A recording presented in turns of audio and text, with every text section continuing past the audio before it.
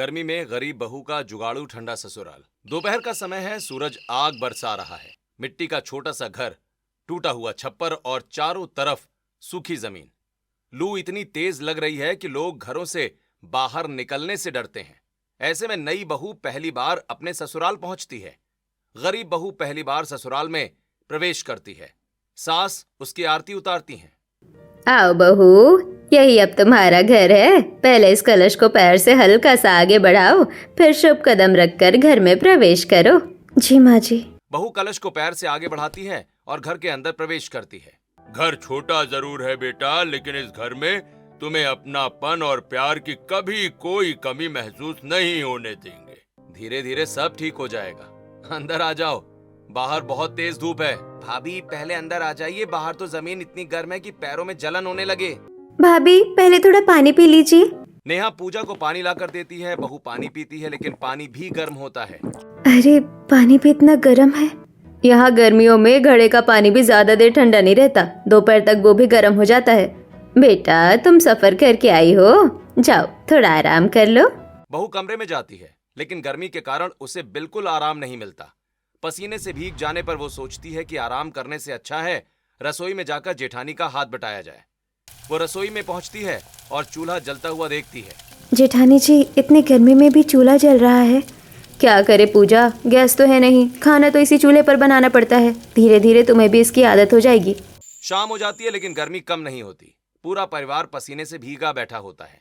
तभी अचानक बिजली चली जाती है। अरे बिजली फिर से चली गई। लगता है आज भी रात बिना पंखे के ही कटेगी। यहाँ तो हर रोज यही हाल है, घंटों बिजली नहीं आती। सालों से इसी तरह जी रहे हैं, पता नहीं कब हमारे घर की ये परेशानी खत्म होगी। गर्मी हर साल बढ़ती जा रही है, लेकिन हमारी किस्मत नहीं बदल रही। बहू चुपचाप पूरे परिवार की तकलीफ देखती रहती है। वो समझ जाती है कि इस घर की सबसे बड़ी परेशानी सिर्फ गरीबी नहीं, बल्कि भीषण गर्मी भी है। कुछ दिन बीत जाते हैं, लेकिन हालात नहीं बदलते। एक दिन पानी भरने जाते समय उसकी नजर एक किसान पर पड़ती है, जो गीली बोरी से ढके घड़े का ठंडा पानी पी रहा होता है। बेटी बहुत तेज धूप है, आओ थोड़ा पानी तुम भी पी लो, प्यास लगी होगी। जी धन्यवाद। बहू घड़े से पानी पीती है और अरे ये पानी तो इतना ठंडा है। तभी गीली बोरी से होकर आती हवा उसके चेहरे को छूती है। ये हवा भी ठंडी लग रही है, आखिर ऐसा कैसे हो सकता है। बहू घड़े, गीली बोरी और हवा को ध्यान से देखती है। तभी उसके मन में एक नया विचार आता है। घर लौटते ही बहू पुराने बांस, टाट, टूटी हुई बाल्टी और कबाड़ में रखा पुराना पंखा निकालने लगती है। भाभी ये सारा कबाड़ क्यों निकाल रही हैं आप? भाभी क्या बनाने वाली है? पूजा, इन पुरानी चीजों से भला क्या बन पाएगा? अगर तुमने कुछ सोचा है तो बताओ भी, मैं भी तुम्हारी मदद कर देता हूँ। पहले एक बार कोशिश करके देखते हैं, अगर आप सब मेरा साथ देंगे तो शायद कुछ अच्छा हो जाए। बहू के कहने पर पूरा परिवार उसकी मदद में जुट जाता है। राहुल बांस पकड़ता है, अमित रस्सी लाता है और नेहा पुरानी टाट निकाल कर देती है। बेटा मुझे नहीं पता तुम क्या बनाने जा रही हो, लेकिन भगवान करे तुम्हारी मेहनत जरूर सफल हो जाए। आंगन में बहू बांस का छोटा सा फ्रेम बनाती है, उस पर टाट बांधती है, पीछे पुराना पंखा लगाती है और ऊपर मिट्टी का घड़ा रखकर उसमें पाइप जोड़ देती है। भाभी पानी टपक रहा है, पाइप ठीक से बांधो। बहू दोबारा पाइप अच्छी तरह से बांध देती है। अब तो चल जाएगा। अच्छा, अब समझ में आया कि मेरी देवरानी क्या करना चाहती है। हाँ हाँ, हमें भी समझ में आ गया। हाँ भाई, अब हमें भी समझ में आ गया। अब तो देखना है कि क्या बनकर तैयार होता है। पंखा चालू किया जाता है, लेकिन हवा बिल्कुल ठंडी नहीं होती। वैसे कुछ फर्क नहीं पड़ा। थोड़ी देर के बाद पाइप निकल जाता है। पानी नीचे फैलते ही पूरा जुगाड़ टूटकर बिखर पड़ता है। अरे ये सब तो बिखर गया। मैंने तो पहले ही कहा था हमें सब बता दो, कम से कम हम तुम्हारी ठीक से मदद कर पाते। बेटी मेहनत बेकार मत कर, बहुत थक जाएगी तू। अगर नहीं बन रहा तो रहने दो ना, हम लोग ऐसे भी जी ही रहे हैं। इतनी मेहनत करने की भी क्या जरूरत है। बहू बिना कुछ बोले टूटी हुई चीजें उठाने लगती है। भाभी दुखी मत होइए, अगली बार फिर बन जाएगा। रात हो जाती है, पूरा परिवार सो जाता है, लेकिन बहू अकेली बैठी टूटे हुए जुगाड़ को निहारती रहती है। गलती कहीं ना कहीं हुई है, पानी कम था, टाट जल्दी सूख गई थी और पाइप भी ढीला था। नहीं, मैं हार नहीं मानूंगी, चाहे कुछ भी हो जाए। बहू मिट्टी पर उंगली से नया डिजाइन बनाने लगती है। पहली कोशिश भले ही असफल रहती है, लेकिन वही उसे सफलता का रास्ता दिखाती है। वो ठान लेती है कि जब तक अपने ससुराल को ठंडा नहीं बना देती तब तक चैन से नहीं बैठेगी। अगली सुबह सूरज निकलते ही वो टूटे हुए जुगाड़ को उठाकर साफ करने में जुट जाती है।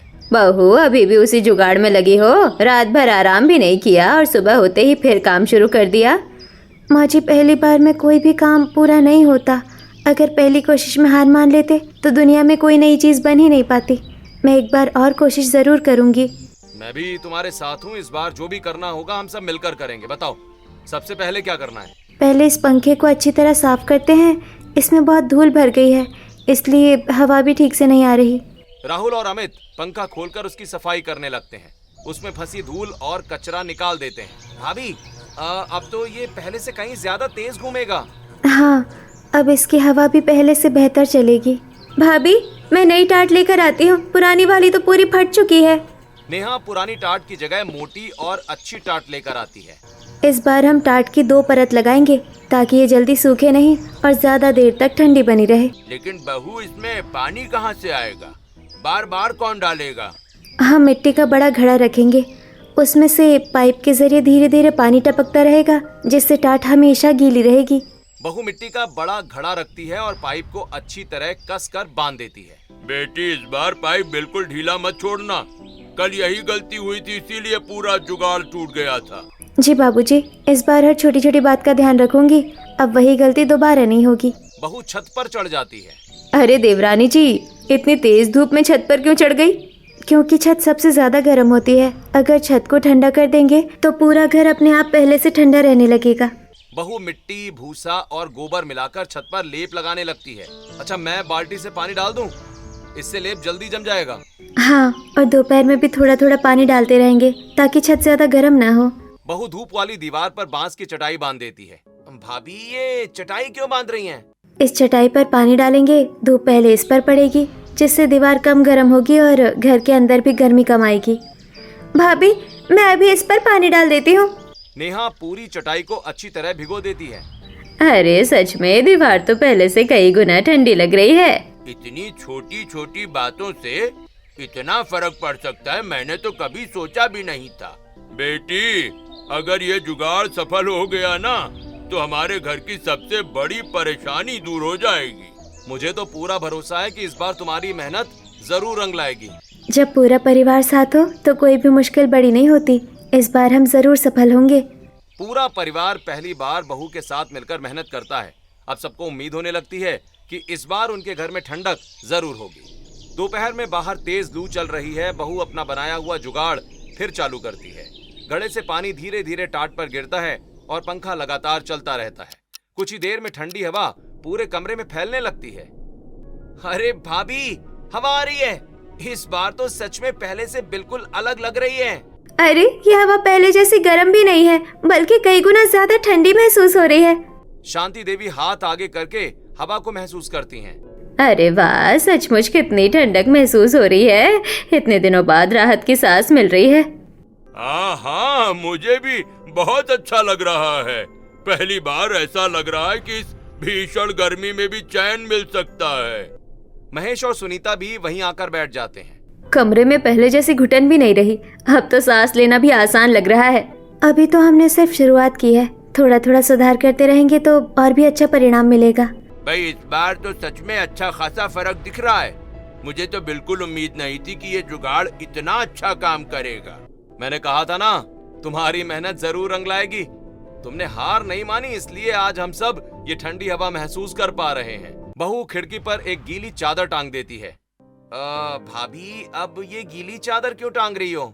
जब हवा इस गीली चादर से होकर अंदर आएगी तो पहले से ज्यादा ठंडी महसूस होगी और कमरे की गर्मी भी कम होगी। बहू आंगन में पानी का छिड़काव करने लगती है। अरे, अब तो मिट्टी भी पहले से ठंडी लग रही है। नंगे पैर चलने में भी अच्छा लग रहा है। बहू, तूने तो इस घर का पूरा माहौल ही बदल दिया। जो काम हम सालों से नहीं कर पाए वो तूने अपनी समझदारी से कर दिखाया। बेटी, आज मुझे तुम पर बहुत गर्व हो रहा है। पैसे से बड़ा इंसान का दिमाग और मेहनत होती है। ये बात आज समझ में आ गई। आज छोटी बहू, अब तो लगता है कि तू हमारे घर की इंजीनियर बन गई है। हाँ, सच कह रहे हैं, इतनी अच्छी तरकीब तो हमने कभी सोची ही नहीं थी। भाभी, अब अगर कुछ और बनाना हो तो सबसे पहले मुझे बुलाना। इस बार मैं पूरा साथ दूंगा। और मैं भी आपकी हर काम में मदद करूंगी। रात हो जाती है। पहली बार पूरा परिवार बिना गर्मी से परेशान हुए आराम से सो रहा होता है। वैसे कई महीनों के बाद इतनी चैन की नींद आई है। आज सच में दिल को सुकून मिल गया है। ये सब सिर्फ तुम्हारी वजह से हो पाया है।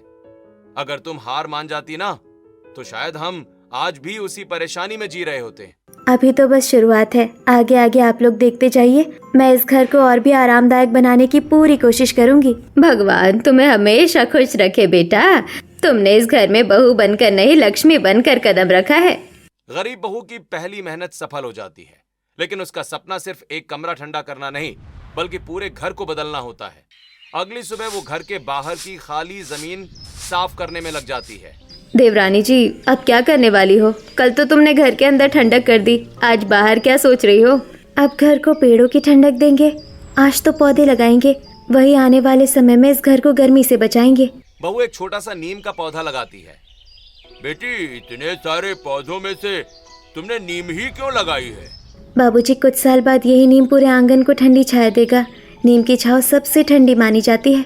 इससे घर के आसपास का तापमान भी कम रहेगा और हवा भी ठंडी महसूस होगी। भगवान करे ये पेड़ जल्दी बड़ा हो जाए, इसके छांव में पूरा परिवार आराम से बैठेगा। बहू नीम के पास एक नींबू का पौधा लगाती है। अरे भाभी, ये तो नींबू का पौधा है ना? हाँ, गर्मियों में इसी के नींबू से सबके लिए ठंडा नींबू पानी बनेगा। इससे गर्मी भी कम लगेगी और घर का खर्च भी बचेगा। बहू उसके पास पुदीने के पौधे भी लगा देती है। भाभी, ये छोटे छोटे पौधे कौन से हैं? ये पुदीना है, इससे ठंडा शरबत बनेगा, खाने में स्वाद भी आएगा और गर्मियों में शरीर को भी राहत मिलेगी। बहू लौकी, ककड़ी और तुरई जैसी बेल वाले पौधे दीवार के पास लगाने लगती है। ये बेल वाले पौधे दीवार के बिल्कुल पास क्यों लगा रही हो? कुछ महीनों बाद इनकी बेल पूरी दीवार और छप्पर पर फैल जाएगी, तब धूप सीधे घर पर नहीं पड़ेगी, पहले इन पौधों पर पड़ेगी। इससे घर पहले से काफी ठंडा रहेगा। सच कहूँ, मैंने तो कभी इस नजरिए से सोचा ही नहीं था। बहू आंगन में एक पुराना खाली ड्रम रख देती है। ये खाली ड्रम किस लिए रख रही हो बहू?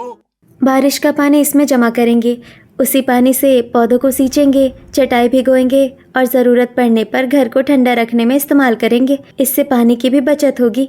वाह बेटी वाह, तुम तो हर चीज का पहले से ही सोचकर काम करती हो। पूरा परिवार मिलकर पौधों में पानी डालने लगता है। भाभी, अब रोज इन पौधों को मैं पानी दूंगा और मैं इनकी देखभाल करूंगी, कोई पौधा सूखने नहीं दूंगी। अब तो मुझे भी पेड़ पौधे लगाने का मन करने लगा है। आज पहली बार लग रहा है कि हमारा घर भी बदल सकता है। अब ये जगह पहले जैसी सूनी नहीं रही। बेटी, तूने हमें सिर्फ ठंडी हवा ही नहीं दी, बल्कि एक नई उम्मीद भी दी है। हाँ, अब हम सब रोज थोड़ा थोड़ा काम करेंगे, मिलकर इस घर को पहले से भी बेहतर बनाएंगे। एक दिन हमारा घर पूरे गांव का सबसे ठंडा और सबसे सुंदर घर बनेगा। लोग देखने आएंगे कि बिना ज्यादा पैसे खर्च किए भी गर्मी से कैसे बचा जा सकता है। गीली चटाई, मिट्टी से ठंडी हुई छत, चलता हुआ जुगाड़ू कूलर और नए लगाए गए पौधे पूरे घर का माहौल बदलने लगते हैं।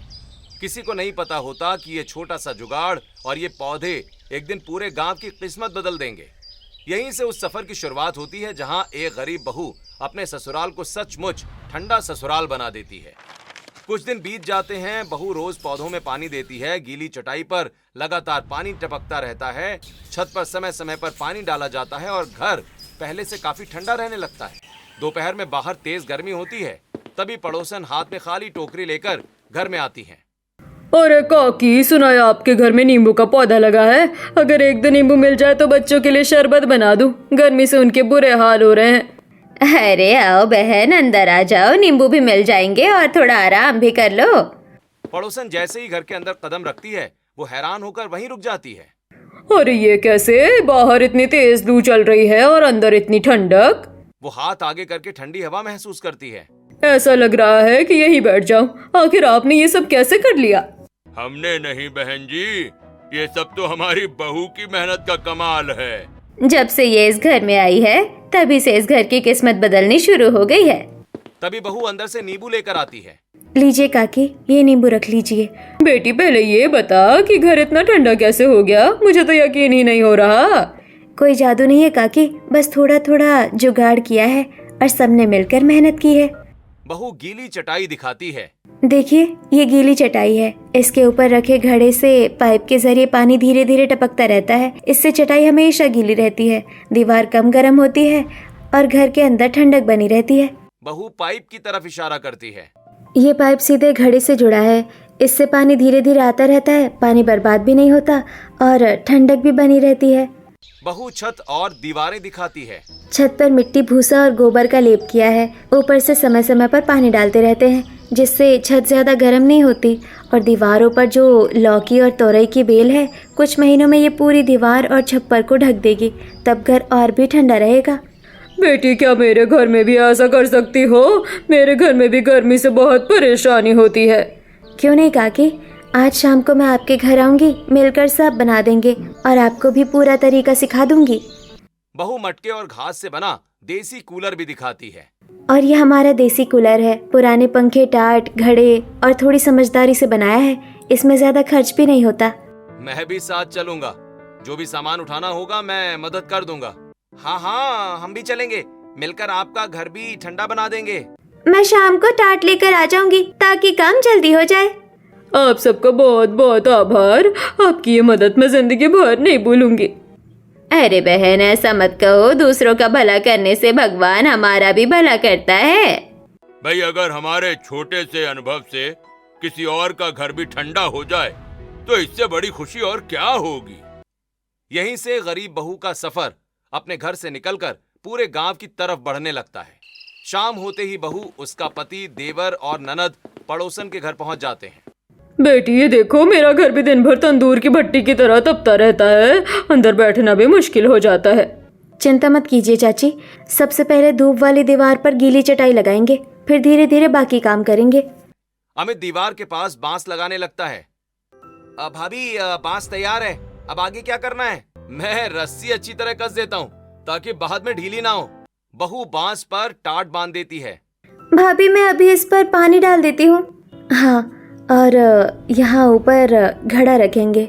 इसमें से पाइप के जरिए पानी धीरे धीरे टपकता रहेगा, जिससे टाट हमेशा गीली रहेगी। चाची, क्या आपके पास कोई पुराना पंखा पड़ा है? पड़ोसन पुराना पंखा लाकर देती है। बहू मटके, घास और पंखे की मदद से एक छोटा सा देसी कूलर बनाकर तैयार कर देती है। पड़ोसन ध्यान से पूरा तरीका देखती रहती है। अरे, इतनी सी बात थी। हमें तो कभी समझ ही नहीं आया कि इतने आसान तरीके से भी घर ठंडा किया जा सकता है। तभी पास के 2-3 गांव वाले वहां आकर देखने लगते हैं। अरे, ये क्या बन रहा है? अरे, यही वो बहू है ना जिसने अपना घर ठंडा कर दिया था। बेटी, हमारे घर भी आ जाना, हमें भी ये तरीका सिखा देना। जरूर आऊंगी, लेकिन एक शर्त है। आप सब भी मेरे साथ मेहनत करेंगे। अकेले मेरे करने से कुछ नहीं होगा। हाँ हाँ, हम सब मिलकर मेहनत करेंगे। बिल्कुल करेंगे। अब हमारा घर भी ठंडा बनेगा। कुछ दिन बीत जाते हैं। बहू अलग अलग घरों में जाकर सबको ये जुगाड़ सिखाने लगती है। अमित बांस काट रहा है, राहुल पुराने पंखे ठीक कर रहा है, नेहा चटाइयां भिगो रही है, महेश पुराने घड़े पहुंचा रहा है और सुनीता व शांति देवी गांव की महिलाओं को पौधे लगाने का तरीका बता रही हैं। हर घर में एक नीम का पेड़ जरूर लगाना। आगे चलकर यही सबसे ज्यादा ठंडी छांव देगा। और नींबू का पौधा भी जरूर लगाइए, गर्मियों में शरबत बनाने के बहुत काम आएगा। घर के सामने पुदीना भी लगा दीजिए, इससे शरबत भी बनेगा, हरियाली भी रहेगी और घर के आसपास ठंडक भी बनी रहेगी। अगर पूरा गांव मिलकर ऐसे काम करेगा तो गर्मी से लड़ना बहुत आसान हो जाएगा। धीरे धीरे पूरा गांव गरीब बहू का जुगाड़ अपनाने लगता है। अब हर घर के बाहर छोटे छोटे पौधे, गीली चटाइयां और ठंडक देने वाले देसी जुगाड़ दिखाई देने लगते हैं। कुछ हफ्तों के बाद पूरे गांव में सिर्फ एक ही चर्चा होती है, गरीब बहू का जुगाड़। सरपंच गांव का दौरा कर रहे होते हैं। मैंने सुना है इस गांव में लोगों ने बिना महंगे कूलर के अपने घर ठंडे कर लिए हैं और देसी कूलर बनाकर इस्तेमाल कर रहे हैं। क्या ये बात सच है? जी सरपंच जी, बिल्कुल सच है। ये सब हमारे गांव की गरीब बहू की वजह से हो पाया सरपंच जी। उसी ने हम सबको ये तरीका सिखाया है। ये सुनते ही सरपंच सीधे बहू के घर पहुंच जाते हैं। आइए सरपंच जी, आपका हमारे घर में स्वागत है। अंदर आइए। बेटी, तुम्हारे काम की बहुत तारीफ सुनी है, इसलिए खुद देखने चला आया कि आखिर तुमने ऐसा क्या किया है। मैंने तो बस सबकी परेशानी कम करने की छोटी सी कोशिश की है। इसमें पूरे परिवार और गांव वालों का भी साथ मिला है। उसी समय सरपंच के साथ आए कृषि एवं ग्रामीण नवाचार विशेषज्ञ घर को बड़े ध्यान से देखने लगते हैं। बेटी, ये पाइप तुमने खुद लगाया है? जी, मैंने ही लगाया है। और ये पंखा तथा ये देसी कूलर भी तुमने खुद बनाया है? जी हाँ, घर में जो सामान था उसी से बनाया है। अच्छा, और ये गीली चटाई, मिट्टी की छत और बेलों की छाया, ये सब भी क्या तुम्हारा ही विचार था? जी, मैंने सोचा कि जो चीज़ें घर में मौजूद हैं उन्हीं का सही तरीके से इस्तेमाल किया जाए। वैज्ञानिक दीवार को छूकर देखते हैं। भाई कमाल है, बिना ज्यादा खर्च किए प्राकृतिक तरीके से घर का तापमान इतना कम कर दिया। ये तो सचमुच बहुत उपयोगी और बहुत समझदारी भरा तरीका है। ऐसी सोच बहुत कम लोगों में होती है। तुमने ये साबित कर दिया कि अच्छी सोच बड़े बदलाव ला सकती है बेटा। साहब, हमारी बहू ने तो हमारी जिंदगी ही बदल दी। पहले गर्मी में जीना मुश्किल हो जाता था, अब घर में राहत रहती है। पहले पूरा परिवार गर्मी से परेशान रहता था, अब लोग हमारे घर आकर सीखते हैं कि बिना ज्यादा खर्च किए घर को ठंडा कैसे रखा जाए। भाभी ने सिर्फ हमारे घर को ही नहीं बल्कि पूरे गांव को ठंडा बना दिया। भाई अगले हफ्ते पंचायत में सम्मान समारोह रखा जाएगा। पूरे गांव के सामने तुम्हें सम्मानित किया जाएगा ताकि दूसरे लोग भी तुमसे प्रेरणा लें। मुझे सम्मान नहीं चाहिए सरपंच जी, बस मेरी एक ही इच्छा है कि ये तरीका ज़्यादा से ज़्यादा लोगों तक पहुँचे। जिनके पास महंगे साधन नहीं है वो भी गर्मी से राहत पा सके, यही मेरे लिए सबसे बड़ा सम्मान होगा। बेटा, यही सोच तुम्हें सबसे अलग बनाती है। जो अपने लिए नहीं बल्कि दूसरों के लिए सोचता है वही समाज में सच्चा बदलाव लाता है। भगवान ने हमें बहू के रूप में बहुत बड़ा आशीर्वाद दिया है। बहू को अभी अंदाजा भी नहीं होता है कि उसकी ये छोटी सी शुरुआत सिर्फ उसकी नहीं बल्कि पूरे परिवार की किस्मत बदलने वाली है। कुछ दिनों के बाद पंचायत भवन में पूरा गांव इकट्ठा होता है। मंच पर सरपंच, वैज्ञानिक और गांव के बुजुर्ग बैठे होते हैं और गरीब बहू अपने पूरे परिवार के साथ वहां मौजूद रहती है। आज हम उस बेटी का सम्मान कर रहे हैं जिसने बिना बड़े खर्च के पूरे गांव को गर्मी से राहत देने का रास्ता दिखाया है। इसने अपनी मेहनत और समझदारी से हम सबके लिए एक मिसाल कायम की है। पूरा गांव तालियों की गड़गड़ाहट से बहू का स्वागत करता है। इस बेटी ने साबित कर दिया कि समझदारी और मेहनत पैसों से कहीं बड़ी होती है। अगर ऐसे प्राकृतिक जुगाड़ हर गांव में अपनाए जाएं, तो हजारों परिवारों को गर्मी से राहत मिल सकती है। सरपंच बहू को शॉल उड़ाते हैं, प्रशस्ति पत्र और धनराशि देकर सम्मानित करते हैं। बेटी, ये सम्मान और ये धनराशि तुम्हारी मेहनत, लगन और समाज के प्रति तुम्हारे योगदान के लिए है। सम्मान पाकर पूरा परिवार भावुक हो जाता है। भगवान मेरी बहू को हमेशा खुश रखे। इसने हमारे परिवार का सिर गर्व से ऊंचा कर दिया। आज हमारी मेहनत नहीं, हमारी बहू का नाम रोशन हुआ है। इससे बड़ी खुशी हमारे लिए और क्या हो सकती है। मुझे तो अपनी पत्नी पर बहुत गर्व है। इसने सिर्फ हमारा घर नहीं बल्कि पूरे गांव की जिंदगी बदलने की शुरुआत की है। हमारी भाभी सबसे होनहार हैं। हमें इन पर बहुत गर्व है। हमारी भाभी तो पूरे गांव की हीरो बन गई है। सच में हमने कभी सोचा भी नहीं था कि देवरानी के आते ही इतनी जल्दी इतना बड़ा बदलाव देखने को मिलेगा। बहू मंच पर खड़े होकर सभी गांव वालों की तरफ देखती है। ये सम्मान सिर्फ मेरा नहीं है। अगर मेरे परिवार ने हर कदम पर मेरा साथ नहीं दिया होता तो मैं कुछ भी नहीं कर पाती। ये सम्मान मेरे पूरे परिवार का है और उन सभी गांव वालों का भी है जिन्होंने मुझ पर भरोसा किया। सम्मान समारोह के बाद पूरा परिवार खुशी खुशी घर लौट आता है। रात को पूरा परिवार बैठकर पुरस्कार में मिली धनराशि के बारे में बात करने लगता है। भाभी, क्यों ना इन पैसों से एक नई बाइक ले लें?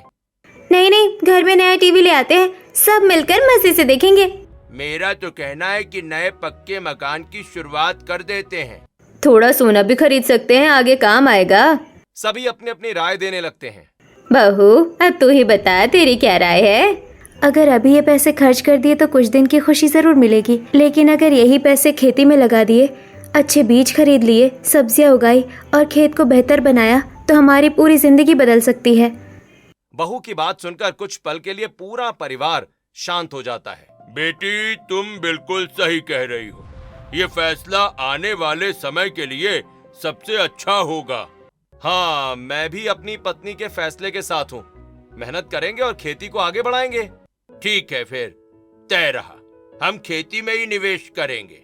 मैं खेत में दिन रात मेहनत करूंगा। मैं भी खेती के काम में सबकी मदद करूंगी। हम सब मिलकर मेहनत करेंगे, तब ये सपना पूरा होगा। पूरे परिवार के चेहरे पर नई उम्मीद दिखाई देने लगती है।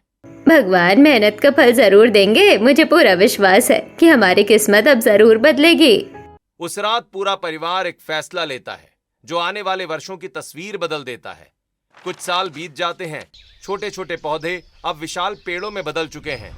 आंगन का नीम घनी छाया देता है और उसके नीचे मिट्टी का सुंदर चबूतरा बना है। घर की दीवारों पर लौकी और तुरई की बेलें लहलहाती हैं। नींबू के पेड़ फलों से लदे रहते हैं और पुदीने की खुशबू पूरे आंगन में फैलती है। खेतों में हरी भरी सब्जियां लहरा रही हैं। कई जरूरतमंद महिलाएं मिलकर काम करती हैं। कोई पौधों में पानी देती है, कोई खाद डालती है, कोई सब्जियां तोड़ती है, कोई टोकरियों में भरती है। उधर कुछ लोग सब्जियों की पैकिंग करते हैं और बाजार जाने के लिए एक गाड़ी भी तैयार खड़ी रहती है। बहू जी, आज की सारी सब्जियां तैयार हैं, सब पैकिंग पूरी होने वाली हैं। बहुत अच्छा, ध्यान से पैक करना। बाजार में सिर्फ ताज़ी और अच्छी सब्जियां ही जानी चाहिए। हमारी पहचान हमारी गुणवत्ता से बनती है। भाई, आज की फसल पहले से भी ज्यादा अच्छी हुई है। मेहनत का फल अब साफ दिखाई देने लगा है। इस बार कमाई भी पहले से ज्यादा होगी। सब्जियां बहुत अच्छी निकली हैं और बाजार में इनकी अच्छी कीमत भी मिलेगी। अगले वाले खेत में भी पौधे पूरी तरह तैयार हैं। वहाँ की फसल भी कुछ ही दिनों में तोड़ लेंगे। बेटी, तेरे एक फैसले ने पूरे परिवार की किस्मत बदल दी। जिस खेत से पहले मुश्किल से गुजारा होता था ना, आज वही खेत हमारी सबसे बड़ी ताकत बन गया है। और सबसे बड़ी बात, तूने कितने जरूरतमंद लोगों को रोजगार भी दे दिया। अब कितने घरों का चूल्हा भी इसी खेत की वजह से जलता है। बहू नींबू और पुदीना तोड़ती है, फिर मटके में ठंडा शरबत बनाती है। पहले आप सब लोग काम छोड़कर थोड़ा आराम कर लीजिए। इतने मेहनत के बाद थोड़ा ठंडा शरबत पी लीजिए, फिर आराम से काम करेंगे। सभी लोग नीम के चबूतरे पर बैठ जाते हैं। बहू एक एक करके सभी मजदूरों को ठंडा नींबू पुदीना शरबत देती है। बहू जी, पहले आपने हमें काम दिया और अब इतना अपनापन भी देती हैं। आपके जैसा मालिक मिलना हमारी किस्मत है। भगवान आपको हमेशा खुश रखे। आपने न जाने कितने घरों की जिंदगी बदल दी। ऐसा मत कहिए, हम सब एक ही परिवार हैं। आप सबकी मेहनत से ही ये खेत और ये खुशहाली बनी हुई है। भाई, सबसे बड़ी खुशी तो यही है कि आज हमारे साथ कई और परिवार भी खुशहाल हैं। भगवान करे ये खुशियाँ हमेशा ऐसे ही बनी रहे। सभी लोग मुस्कुराते हुए ठंडा शरबत पीते हैं। पूरे परिवार के चेहरे पर सुकून साफ दिखाई देता है। शाम का समय है, सूरज ढल रहा होता है। नीम के बड़े से पेड़ की छाया पूरे आंगन में फैली होती है। चबूतरे पर कुछ मजदूर आराम से बैठे होते हैं और बच्चे नीम के पेड़ के नीचे खेल रहे होते हैं। घर के अंदर जुगाड़ वाला कूलर अब भी चल रहा होता है। गीली चटाई पर अब धीरे धीरे पानी टपक रहा होता है। बेलों से ढका घर बाहर से भी ठंडा दिखाई देता है। आंगन में हल्का पानी छिड़का गया होता है, जहां मिट्टी की सौंधी खुशबू हवा में घुली रहती है। पूरा परिवार आंगन में एक साथ बैठा होता है। याद है, एक समय ऐसा भी था जब गर्मी में एक पल बैठना मुश्किल हो जाता था। और आज देखो, अपना घर किसी ठंडी छांव से कम नहीं है। हमारी खेती भी चल पड़ी। घर में खुशहाली भी आ गई। अब तो दूसरे गांव वाले भी सीखने आते हैं। सब कहते हैं कि ऐसा ठंडा घर पहले कभी नहीं देखा। ये सब तुम्हारी वजह से हो पाया है। अगर उस दिन तुम हार मान जाती ना, तो शायद आज हम यहाँ इस तरह बैठकर मुस्कुरा भी नहीं रहे होते। बहू मुस्कुराकर पूरे परिवार की ओर देखती है। नहीं, ये सब सबकी मेहनत का फल है। अगर परिवार साथ ना देता तो मैं अकेले कुछ नहीं कर पाती। पूरा परिवार मुस्कुराता है। दूर बैठे मजदूर भी मुस्कुराते हैं। जिस घर में कभी गर्मी, गरीबी और निराशा का बसेरा था, वहीं आज ठंडी हवा, हरियाली, मेहनत और खुशियों की महक थी। एक गरीब बहू ने अपने जुगाड़, हिम्मत और परिवार के साथ न सिर्फ अपने ससुराल को ठंडा बनाया, बल्कि पूरे गांव को ये सिखा दिया कि बड़े बदलाव बड़े पैसों से नहीं, बल्कि बड़े इरादों से शुरू होते हैं। अगर आप इस बहू की जगह होते तो अपने घर को ठंडा और बेहतर बनाने के लिए सबसे पहले क्या करते? हमें कमेंट करके जरूर बताइए।